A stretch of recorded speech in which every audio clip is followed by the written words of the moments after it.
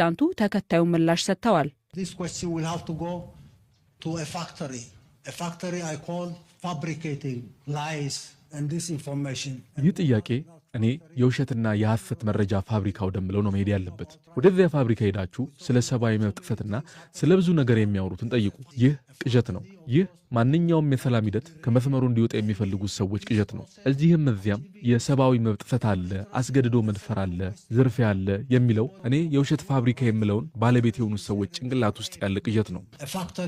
fabricating misinformation. የኤርትራ ሰራዊት በትግራይ ጦርነት በነበረው ተሳትፎ በተለያዩ ከባድ የሰብአዊ መብት ጥሰቶችና የንብረት ውድመቶች ይከሰሳል። የተባበሩት መንግስታትና ሌሎችም የመብት ተሟጋቾች ሁሉም በጦርነቱ የተሳተፉ ወገኖች ከጦር ወንጀል ጋር የሚስተካከል የሰብአዊ መብት ጥሰቶችን መፈጸማቸውን ሪፖርት ማድረጋቸው ይታወሳል። በፌዴራል መንግስቱና በህወሓት መሪዎች መካከል በተደረሰው ስምምነት ከፌዴራሉ የመከላከያ ሰራዊት ውጪ የሆኑ ኃይሎች ከትግራይ እንዲወጡ እንደሚደረግ ተጠቅሷል። ሆኖም ዛሬ በናይሮቢ መግለጫ የሰጡት ፕሬዝዳንት ኢሳያስ የኤርትራ ጦር መኖር ወይም አለመኖር ለሰላም ስምምነቱ አሳሳቢ አይደለም ብለዋል። What happened in Pretoria and Nairobi is a continuation of the aspiration and wish of the peoples in Ethiopia. በፕሪቶሪያና በናይሮቢ የሆነው የኢትዮጵያና በቀጠናው ያሉ ህዝቦች የቀጠለ ፍላጎትና ምኞት ነው። ኤርትራ ከሉዓላዊት ኢትዮጵያ ፍቃድ ውጪ በዚህ ጉዳይ በዚህ አጀንዳ ጣልቃ የመግባት እቅድ የላትም። ለቆ መውጣት ወይም መቆየት ምንም ትርጉም የማይሰጥ ነገር ነው።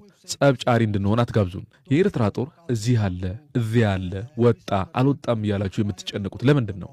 በኢትዮጵያ የሰላም ሂደቱ ያለምንም ችግር እየቀጠለ እንደሆነ እናስብ። በፕሪቶሪያና ናይሮቢ የተፈረመው የሰላም ስምምነት ተተግብሮ ማየት እንፈልጋለን። ይህ ከሆነ ለኢትዮጵያ ብቻ ሳይሆን ለቀጠናው ጥቅም ሰላምና መረጋጋትን ማረጋገጥ እንችላለን። የኬንያው ፕሬዝዳንት ዊሊያም ሩቶ በበኩላቸው አገራቸው ከኤርትራ ጋር ለቀጠናው ሰላም በጋራ ትሰራለች ብለዋል። የሁለቱን ሀገራት ግንኙነታችንን በማጠናከር ለቀጠናው አስፈላጊውን ድጋፍ ለመስጠት ከእርሱ ጋር በጋራ መስራት እንፈልጋለን። ክቡርነቶ የሶማሊያ ወታደሮችን በማሰልጠን እየሰጡን ያለው ድጋፍ በሶማሊያ ፈተና የሆነውን የደህንነት ችግርና ሽብርተኝነትን ለመከላከል ሶማሊያን ብቻ ሳይሆን ኬንያንም ያግዛል። ከሶማሊያ ሽብርተኝነትን በማስወገድ በተሻለ ደረጃ ደህንነቱ የተጠበቀ ቀጠናን መገንባት እንፈልጋለን። ፕሬዝዳንት ኢሳያስ አፈወርቂ በናይሮቢ እያደረጉ ባለው ጉብኝት ከኬንያ አቻቸው በተለያዩ ጉዳዮች ላይ መወያየታቸው የተገለጸ ሲሆን ኤርትራ ወደ ኢጋድ መልሳ ለመቀላቀል ፈቃደኛ መሆኗም ተነግሯል። ለመሆኑ የፕሬዝዳንት ኢሳያስ የናይሮቢ ጉዞ እንዴት ይታያል ስንል የምስራቅ አፍሪካ ጉዳዮች ተንታኝ የሆኑት አብዱራህማን ሰይድን ጠይቀናል። በቅርቡ መቅዲሾ ውስጥ ጅቡቲ፣ ሶማሊያ፣ ኢትዮጵያ ተገናኝተው ነበር። ጸረ ግብረ ሽበራ እዛ ላይ ትብብር እንዲያደርጉ በተለይ አልሸባብ አክራሪዎች ምናምን በዛው ላይ ግን ኤርትራን አግልለው ይሄን ትብብር ማጠናከር አይችሉም። ኤርትራ በተለይ በቅርቡ ጊዜ 5000 የሶማሌ ወታደር አሰልጥና ልካለች። የኤርትራው ፕሬዝዳንት ወደ ኬንያ መሄዱ ያላቸው ግንኙነት ከቆየው በላይ ትንሽ ለማጠናከር የፈለጉ ይመስላሉ። ኬንያ የምታደርገው ያለው ኢኒሺቲቭ በአሜሪካና በአውሮፓ ህብረት የተደገፈ ሊሆን ይችላል ባይነኝ። እኔ ምዕራብ ሀገር ከፕሬዝዳንት ኢሳያስ ጋር በቀጥታ ብዙ ሊገናኝ ስለማይችል የሻከረ ስለሆነ ግንኙነታቸው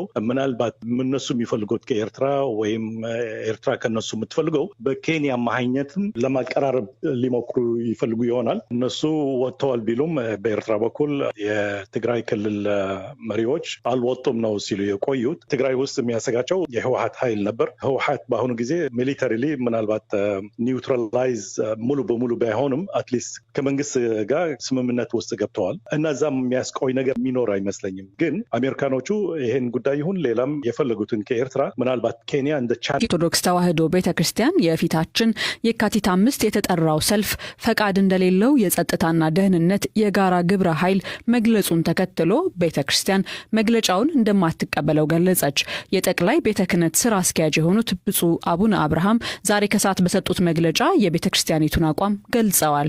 መንግስት ችግሮችን ኃላፊነት ተሰምቶት እንዲፈታ ያደርገዋል የሚል እምነት ቢኖረንም አገዛዙ ግን ከጊዜ ወደ ጊዜ እየባሰ በመምጣቱ በእጅጉ ልባችንን ሰብሮታል። ከመንግስት የደህንነት የጋራ ግብረ ኃይል የተሰጠው የሰልፍ ክልከላ መግለጫ መንግስት አሁንም ችግሩን ለመፍታት ሳይሆን ቤተክርስቲያኒቱን ለአንዴና ለመጨረሻ ለማውደምና ቤተክርስቲያኒቱን ለማጥፋት የታወጀ አዋጅ መሆኑን በጽኑ እንደምናምን አድርጎናል። ቤተ ክርስቲያን በመንግስት የደህንነት የጋራ ግብረ ኃይል ተሰጠ የተባለው መግለጫ የቤተ ክርስቲያናችንን ሕጋዊ መብት የገፈፈና ሕገወጥ መግለጫ በመሆኑ ቤተ ክርስቲያናችን አትቀበለው። የመንግስት ኮሚኒኬሽን ማምሻውን ባወጣው መግለጫ ደግሞ የተፈጠረው ልዩነት በሰላማዊ መንገድ በውይይት እንዲፈታ በድጋሚ አሳስቦ በትጥቅ በተደገፈ ሁከት መንግስትን የመነቅነቅ ፍላጎት ያለው ቡድን ላይ እንደደረሰበትና በስምሪት ላይ ነበሩ ያላቸውንም በቁጥጥር ስር እንዳዋለ ገልጿል። አቡነ አብርሃም በበኩላቸው መንግስት ለእሁዱ ሰልፍ ፈቃድና ከለላ ይስጥ ብለዋል። ይህን በደላችንን ለዓለም አቀፉ ማህበረሰብ ለማሳወቅና መንግስትም ከሚያደርገው ጣልቃ ገብነትና አፈና ወጥቶ ሕግ እንዲያከብርና እንዲያስከብር የጠራ ነው የካቲት 5 ቀን 2015 ዓ.ም ሰላማዊ ሰልፍ መንግስት ተገቢውን ጥበቃ በማድረግ እንድናከናውን መፍቀድ አለዚያም የጠየቅናቸውን ሕገ መንግስታዊ ጥያቄዎቻችንን በአግባቡና አንድ ባንድ መመለስ አማራጭ የሌለው መፍትሄ መሆኑን ደግመን ደጋግመን ለማሳሰብ እንወዳለን። በዚህ ሂደት ውስጥ የሚደርስብንን ሞት፣ መከራና ስደት እኛ አባቶች ከመንፈስ ቅዱስ ልጆቻችን ጋር ደስ ብሎን የምንቀበለው እንጂ ቤተ ክርስቲያናችንና ሀገራችን ስትፈርስ ቆመን የምንመለከት ዝም የሚል አንደበትና የሚሸከም ሕሊና የማይኖረን መሆኑን በአጽንኦት እናሳስባለን።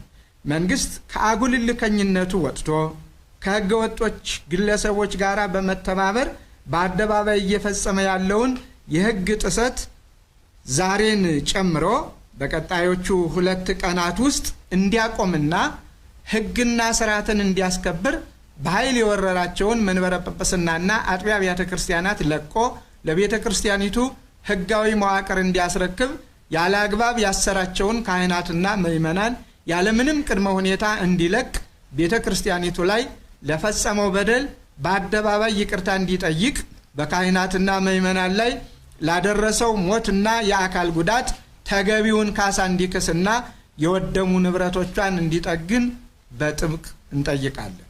መንግስት በዚሁ አካሄድ ሕግ እየጣሰና የቤተ ክርስቲያኒቱን ክብርና ልዕልና እያዋረደ የሚቀጥል ከሆነ ቤተ ክርስቲያን መንግስት የጣሰውን ሕግ መሰረት በማድረግ መብቷን ለማስከበር እስካሁን ድረስ ፍጹም ሰላማዊ የሆነውን እንቅስቃሴዋን አድማሱን በማስፋት የካቲት 5 ቀን 2015 ዓ.ም ለማድረግ ያቀደችውንና ያሳወቀችውን ሀገር አቀፍና ዓለም አቀፍ ሰላማዊ ሰልፍ ያለምንም ከልካይነት በራሱ አደባባይ የምታከናውን መሆኑን እያሳወቅን መንግስትም ድርሻው ሰልፉ ሰላማዊ ሆኖ እንዲጠናቀቅ መንግስታዊ ኃላፊነቱን በአግባቡ መወጣት ብቻ መሆኑን እያሳሰብን ዛሬም ቢሆን መንግስት ቆም ብሎ በማሰብ ከኛ ከአባቶች ጋር ሃይማኖታዊ፣ ቀኖናዊና መንፈሳዊ የአስተዳደር ስርዓታችንን ባልጣሰ መልኩ ለመነጋገርና ችግሩን በዘላቂነት ለመፍታት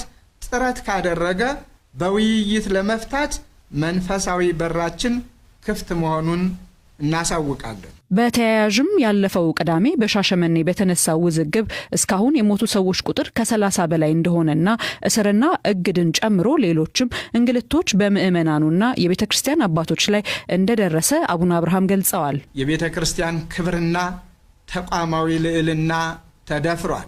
የቤተ ክርስቲያን ቅጥሮች መሳሪያ በያዙ አካላትና በመንግስት የጸጥታ መዋቅር በኃይልና በጉልበት ተወሯል።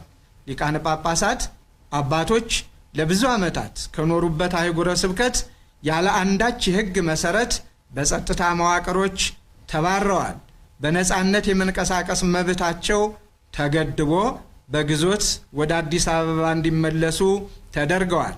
ወደ አህጉረ ስብከታቸውም ተመልሰው መግባት እንዳይችሉ ዕቀባ ተደርጎባቸዋል። ካህናት አባቶችና ምዕመናንም ያለ አንዳች የሕግ መሰረት በየእስር ቤቱ ያለ በቂ ምክንያት በሕገ ወጥ መንገድ ታጉረዋል። በጸጥታ ኃይል ከመጠን በላይ ከመደብደባቸው የተነሳ የሞት የከባድና ቀላል አካል ጉዳት እንዲደርስባቸው ምክንያት ሆኗል። በአጠቃላይም በመንግስት ኃይሎች ከፍተኛ የሰብአዊ መብት ጥሰት ተፈጽሞባቸዋል። በሻሸመኔ ደብረ ስብሐት ቅዱስ ሚካኤል ቤተ ክርስቲያን ሕገ ወጡን ቡድን በኃይል ለማስገባት በመንግስት የጸጥታ መዋቅሮች በተወሰደ አሰቃቂ እርምጃ እስካሁን በደረሰን መረጃ ቁጥራቸው ከ30 በላይ የሚሆኑ ካህናትና አገልጋዮችን ጨምሮ የቤተ ክርስቲያናችን ልጆች ቅጥሯ አይደፈርም፣ ቤተ ክርስቲያን በተወገዙ ግለሰቦች አትደፈርም በሚል ለሃይማኖታቸው ሰማዕትነትን ተቀብለዋል። የአዲስ አበባ ፖሊስ ማምሻውን ባወጣው መግለጫ በሃይማኖት ሽፋን የከተማዋን ሰላምና ደህንነት ወደ ሁከት አውድማነት ለመቀየር የሚደረግ ማንኛውንም ጥረት የከተማ አስተዳደሩ ፈጽሞ አይታገስም ብሏል። መግለጫው አደገኛ ያላቸውን መልእክቶች በተለያዩ ቦታዎች በመለጠፍና ግጭት ወደ ትምህርት ቤቶች ለማስፋፋት ሙከራዎች እንዳስተዋለም አዲስ አበባ በተለያዩ አካባቢዎች በሚገኙ 4 ትምህርት ቤቶች ልጆቻቸውን ከሚያስተምሩ ወላጆች ለመረዳት እንደቻለው